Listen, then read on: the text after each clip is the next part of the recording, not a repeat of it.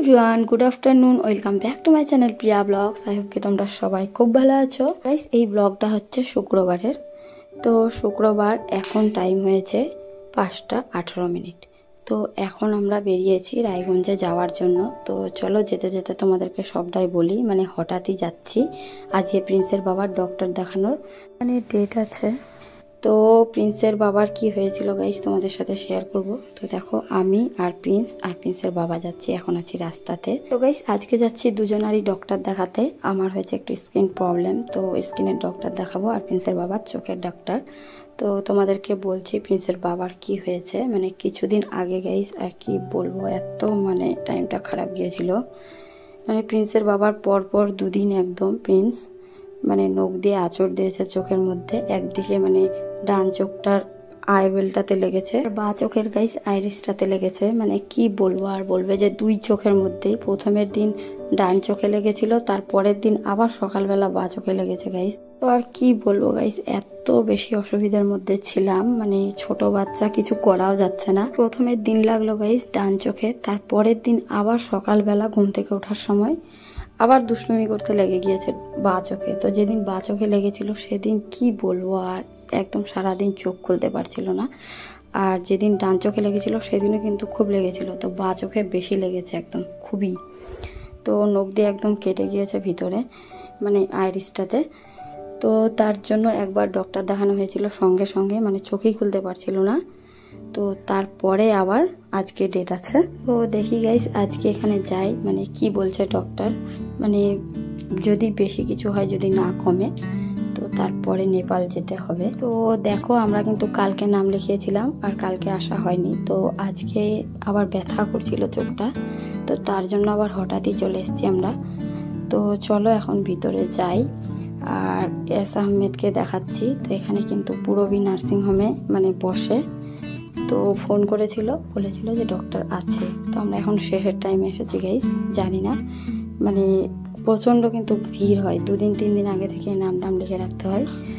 তবুও কিন্তু অনেক ওয়েট করতে হয় এখানে। তো দেখো, এখানে একটা কম্পাউন্ডারকে দেখান প্রেসক্রিপশনটা। তো বললো আজকে ওষুধপত্র পাল্টাবে না, এগুলোই লিখে দিবে কোনটা চোখে কি দিতে হবে না দিতে হবে, উল্টাপাল্টা করে। তো তারপরে এখানে দেখো কাগজপত্র ওর দেখলো, আর আমি আর প্রিন্স এখানে বসে আছি। তো আর একটু পরেই কিন্তু গাইস সন্ধ্যা লেগে যাবে।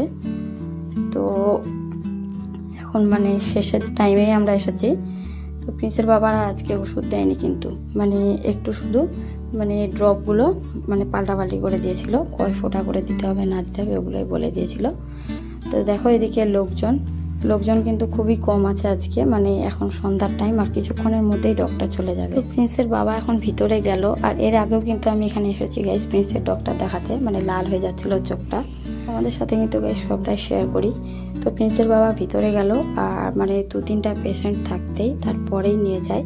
তো আমাকেও ডাকবে, তো তার আগে একজনকে বসালো ওখানে থাকবে, যখন দেখবে পেশেন্টকে তখনই আমাকে ডাকবে। তো এখানে আমি প্রিন্সকে নিয়ে একটু ঘোরাঘুরি করছিলাম।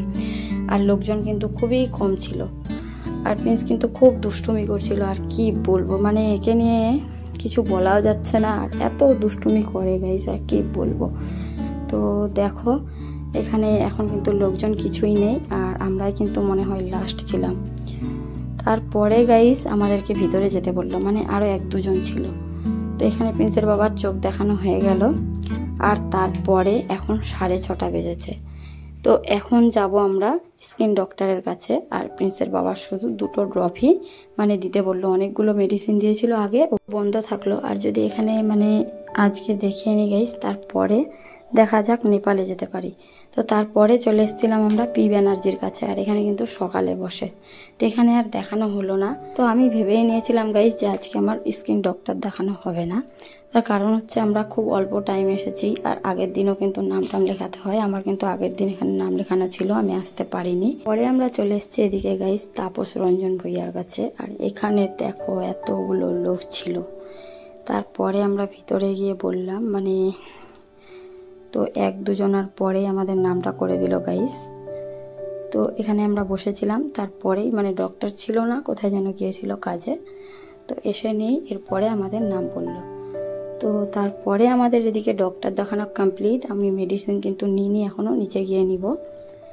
তো নিচে এসে দেখছি একদম রাত্রি হয়ে গিয়েছে, আর আমার কিন্তু আরও কাজ বাকি ছিল, অনেক কাজ ছিল গাইস। আবার অল্প টাইমের মধ্যে এসেছি, কি করব বুঝতে পারছি না। এখন মেডিসিন নিতে হবে।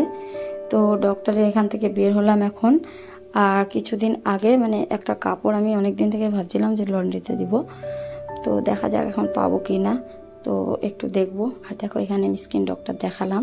আমাদের কিন্তু এখন ডক্টর দেখানো কমপ্লিট হলো দুজনারই। তারপরে এখন আমার মেডিসিন নিতে হবে, জন্য চলে এসেছি এখন রীতা মেডিকেলসে।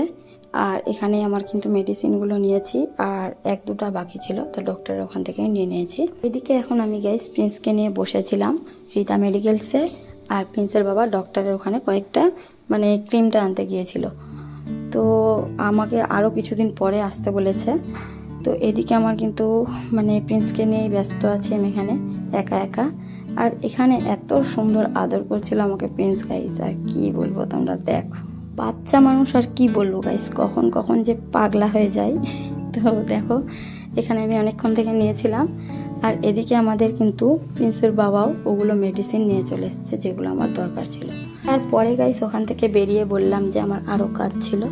তো লন্ড্রিতে আর কাপড়টা দেওয়া হলো না, মানে এখন সব দোকান বন্ধ। তারপরে আমি ব্যাগের দোকানে যেতে চাচ্ছিলাম ব্যাগ নেওয়ার জন্য। আর এদিকে কিন্তু অনেকটাই টাইম হয়ে গিয়েছে।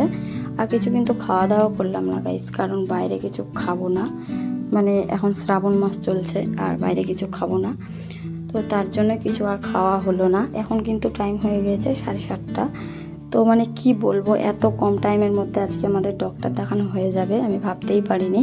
মানে সব থেকে মানে যতদিন থেকে ডক্টর দেখাতে আসছি, মানে আজকেই তাড়াতাড়ি হলো। তো চলো এখন চলে যাচ্ছি বাড়িতে সোজা। আর ভিডিওটা ভালো লাগলে তোমরা লাইক করতে ভুলবে না, চ্যানেলটা কিন্তু অবশ্যই সাবস্ক্রাইব করে দিবে গাইস, একটু সাপোর্ট করো তোমরা। তো চলো আজকের মতো ভিডিওটা এখানে শেষ করি। তোমরা সবাই খুব ভালো থেকো, আবার নেক্সট ব্লগে দেখা হচ্ছে। Tata bye.